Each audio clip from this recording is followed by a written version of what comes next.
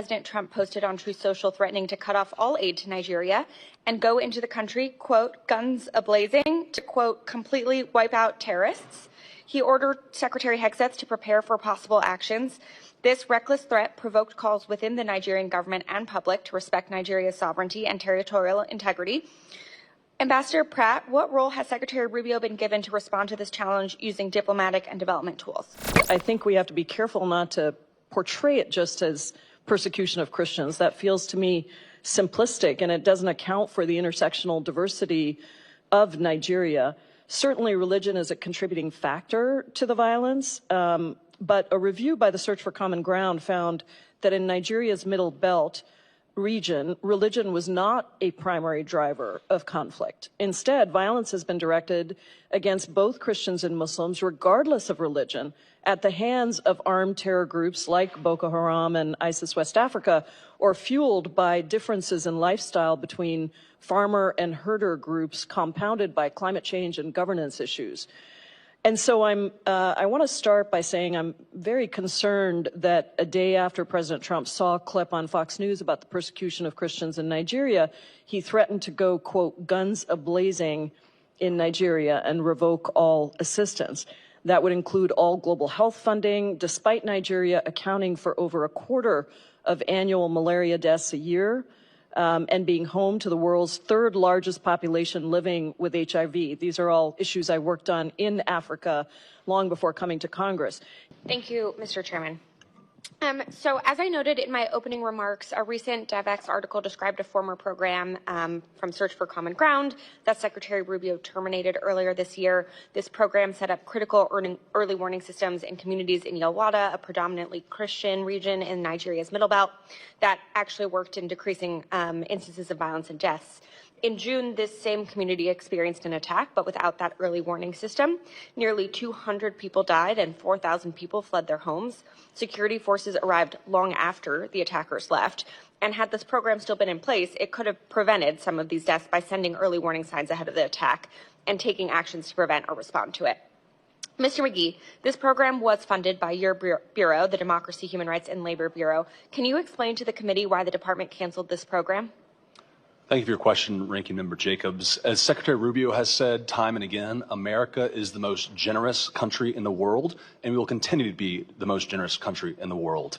We are looking at every option to stop this atrocious violence, but ultimately the violence must be stopped by the Nigerian government. Okay, in terms of programming, will you recommend restarting this program to the Secretary? So to your question, Ranking Member Jacobs, we do have ongoing program, including early warning and early response systems that are effective across the Middle Belt, and they have saved lives. And so we have a lot of tools at our disposal in DRL and across the State Department that is not just assistance, but is security, that is economic engagement. Across the State Department, we're reviewing every single tool that we have to make sure that this violence stops. But ultimately, America can partner with the Nigerian government, but the Nigerian government must take responsibility and protect religious freedom for all communities, especially Christians right now who are suffering disproportionately. So my understanding is that most of those programs have been canceled, but I look forward to hearing from you which of those programs have continued to be funded and which you intend to restart.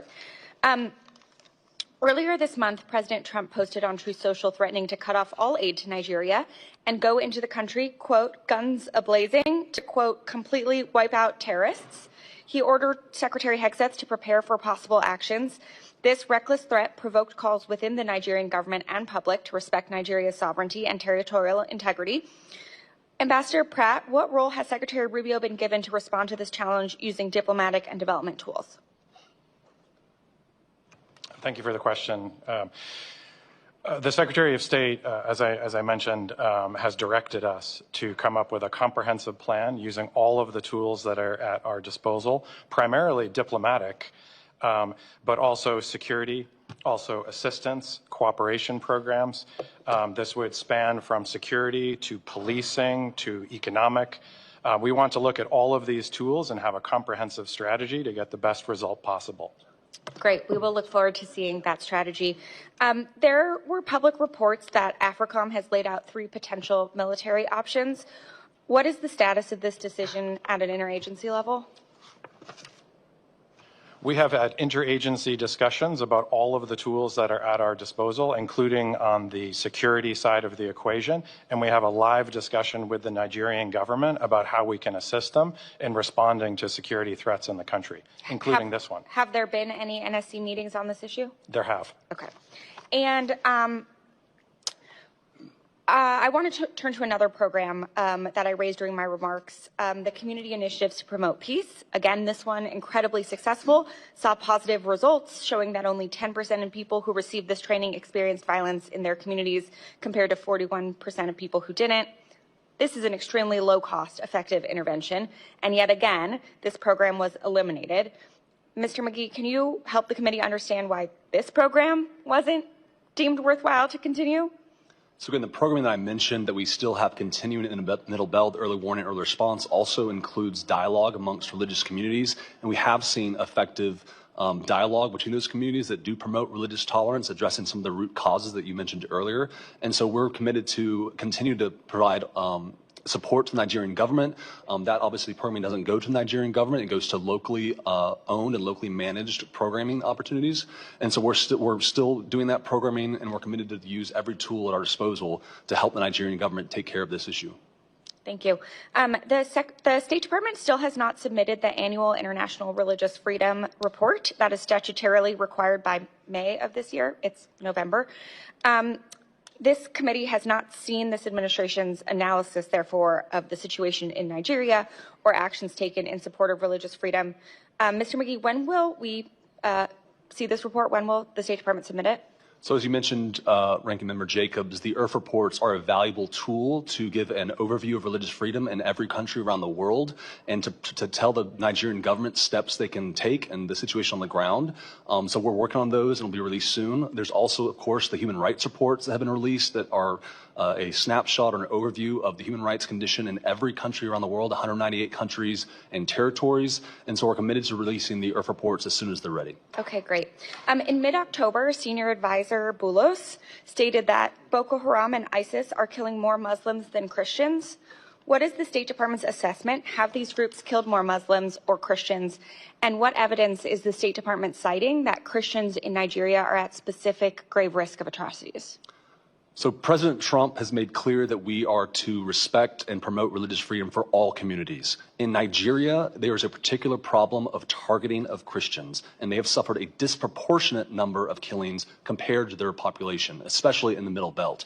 And when we see attackers chanting religious slogans, churches being destroyed to the tune of thousands over the last several years, thousands of Christians being killed, and particular targeting on Christian holidays like Christmas and Easter and other holidays. This shows there's a religious component targeted towards Christians in particular. That being said, we stand with all communities around the world who are suffering religious persecution because of their faith. We value religious freedom as a per se good, and we're committed to protect religious communities no matter where they are. As I think Chairman Smith mentioned in his remarks, of the thousands of Christians who've been killed this year around the world, the vast majority have been killed in Nigeria, which is a problem the government of Nigeria must take seriously. Okay. I disagree with your assessment, but I look forward to seeing the report that has it all laid out. Last question, Ambassador Pratt. Yesterday, President Trump announced this administration would start focusing on trying to end the war in Sudan. This is a welcome development, and I hope you all are successful. I am, however, concerned that the sporadic high-level attention without the appropriate staff at the working level will not be enough to bring a sustained end to the war or transition to a real peace process that includes Sudanese civilians. Could you share more about the State Department's strategy to bring the war in Sudan to an end? How many people on your team are dedicated to this portfolio? Has there been an NAC meeting about this recently? Will there be shortly? How can we be sure that this will be a sustained approach? Thank you very much, Ranking Member Jacobs. I'm very proud to have fought very hard to retain all of the staff in the Africa Bureau during the recent reorganization that the State Department undertook. We were able to present very convincing data about the understaffing historically in the Bureau. And so not only did we retain staff, we also gained additional staff to help on the assistance side. On Sudan, we retain a very large office by State Department standards.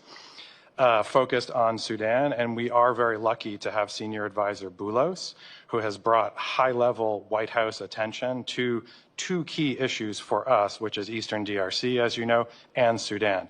Senior Advisor Boulos has also worked on other issues to bring profile and attention to them, and so we welcome the President's comments and profile in his meetings with the Saudi leader yesterday to draw attention and resources to this issue.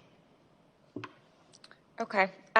Listen, I know you all are doing what you can. AF is mostly intact. Staff bandwidth is still limited by USAID cuts at embassy and the cut to the Bureau of Conflict and Stabilization Operations that I know was working hard on this issue. And the administration has yet to name a special envoy for Sudan. So I look forward to continuing this conversation to make sure that you all have what you need to be successful in this endeavor. Thank you, Mr. Chairman. I yield back. Mr. Baird. Thank you, Mr. Chairman, and I want to thank our witnesses for being here. My question deals with the responsibility, and we've heard a lot about that already, of the Nigerian government for putting an end to this prosecution or persecution. So has the United States really been able to see any progress in terms of the Nigerian government recognizing a duty on its part to reduce this persecution and targeted violence? And to what extent, if any, has the government's accountability made any improvement in reducing these persecutions? So as I mentioned in my opening statement, thank you for your question, Representative Baird. The Nigerian government has to do more. There have been attacks where 0 perpetrators have been held to account and 0 prosecutions. Heinous attacks that cost lives, that drive people out of their homes. There are hundreds of thousands, if not millions, of internally displaced peoples, and those individuals who caused that displacement have not been held to account. So as SBO Pratt mentioned, we're having high-level engagement with the Nigerian government. We have a great partnership on a lot of issues like security, trade, other things, but we're encouraging them to actually take ownership of this responsibility and prosecute the criminals and terrorists who have perpetrated this persecution. So do you feel like there's any movement on the part of the government, Nigerian government, to do that, to move to protect their people? I mean, I just wanted a hint of whether they're moving that direction or not. So I think President Trump took bold action in redesignating Nigeria as a CPC, and that, I believe, has gotten the attention of the Nigerian government. We're engaged in high-level dialogues with them, including this week at the very highest levels. We're planning engagement on the ground, both through our embassy there and other trips, to make sure that Nigerians hear our very important message that they have to do better. So I think we're making progress in the right direction. President Trump's bold action on the CPC designation was an important step. It's gotten their attention in the Nigerian government, but we need to do a lot more. So, Mr. Pratt, I want to delve a little deeper into that CPC designation that he just mentioned. And you know, the Trump's administration was designated Nigeria as a CPC. So do you anticipate the administration will be less likely to issue a waiver in the current administration as opposed to President Trump's first term? And if the president does not issue a waiver this time, do you think that the lack of a waiver now will apply to the necessary pressure to the government to reduce these persecutions? Thank you very much. We are putting together, as I mentioned, a comprehensive plan to use all the tools available. And so I expect, as we're cooperating with the government of Nigeria on what those tools will be, if there is specific U.S. government programs or assistance that will require a waiver, and through agreement in our cooperative relationship with the government of Nigeria on what will be effective and successful, that we may need to seek waivers for some programs. There may be other programs that we will not seek waivers for. Thank you. Mr. McGee, do you have any comments in that regard? I would just echo what SBO Pratt has said, that we're engaged in high levels, and if waivers are needed for certain programs, we're willing to do that. But the important thing is to get the Nigerian government's attention, including about the Sharia law that still exists in the 12 northern states, up to and including the death penalty as a device of punishment. And so we're having frank conversations with Nigerians at all levels of government and are committed to do whatever it takes to continue to encourage them to take actual action and not just talk. So I thank both of you for being here, and Mr. Chairman, I yield back. I thank you very much. Ms. Jayapal. Thank you, Mr. Chairman. I want to thank our witnesses for being here this morning. And before we turn to Nigeria, since this is the first time we have you in front of us, in front of the committee, I just want to quickly talk about Sudan, because I do think this is so critical. And the humanitarian situation there, the incredible numbers. I mean, 400,000 killed, over 11 million displaced, 30 million in need of humanitarian aid. This is just a stunning crisis, and I did want to appreciate the administration's recent comments on this, particularly Secretary Rubio, when he called for action to cut off the supply of weapons to the Rapid Support Forces. And as the Secretary had previously acknowledged, it has been widely documented that the UAE has been one of the primary drivers in fueling those weapons to the RSF. So I hope that I want to urge the administration to use every piece of leverage that we have to halt that support. And I hope, Mr. Chairman, thank you for your leadership and for the ranking member's leadership on this issue. I hope that we can take up the bill from Representative Meeks and Representative Jacobs. I know it was on our agenda, but I think it's important for us to take up that bill at the earliest opportunity, because this is a moment for us, I think, to all focus on the horrific crisis there. So just want to urge you to do everything you can, and we are spending a lot of time on this issue. I have a lot of constituents who are directly impacted by this in the Sudanese diaspora. So thank you for that.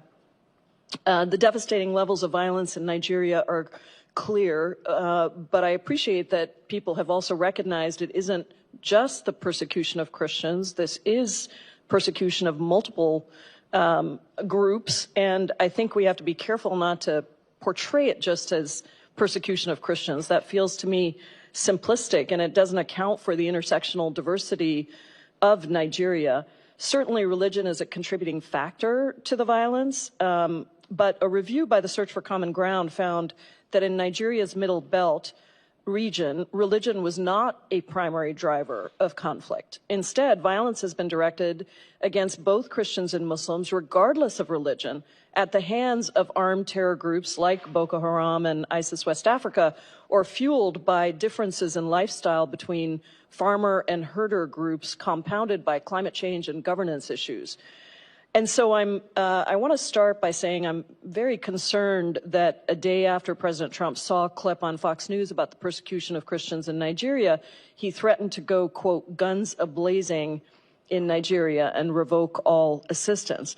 That would include all global health funding, despite Nigeria accounting for over a quarter of annual malaria deaths a year, and being home to the world's third largest population living with HIV. These are all issues I worked on in Africa long before coming to Congress. In response, the Nigerian government criticized any action that would violate Nigeria's sovereignty and territorial integrity. I know, Ambassador Pratt, that you've spoken about some agreements, some conversations and a task force with the Nigerian government, but can you tell me under what authority would the U.S. military strike inside of Nigeria? Well, the Secretary of State, and thank you for the question, Congresswoman. The Secretary of State has directed us to put together a comprehensive plan that uses all tools at our disposal, including security and Department of War. And this would be primarily focused on the security that we are providing to the government of Nigeria and how they are deploying their assets. We can also share information and intelligence. We can talk about counterterrorism. And so those are the tools that we are primarily looking at in our strategy. Don't you think it would have been appropriate to have the task force discussion and the alternatives presented prior to the president going on Truth Social and saying we're going to go guns a-blazing into Nigeria? We've been working on these problem sets in Nigeria for a long time. We have a lot of programs of assistance in the country. They did undergo a foreign assistance review, but many of them continue, and we want to make sure that we're using them strategically to get the best outcomes. Very diplomatically said, Ambassador. I just wish we would actually stick to that playbook rather than a bully and threaten of a country that is extremely important to us and to the region.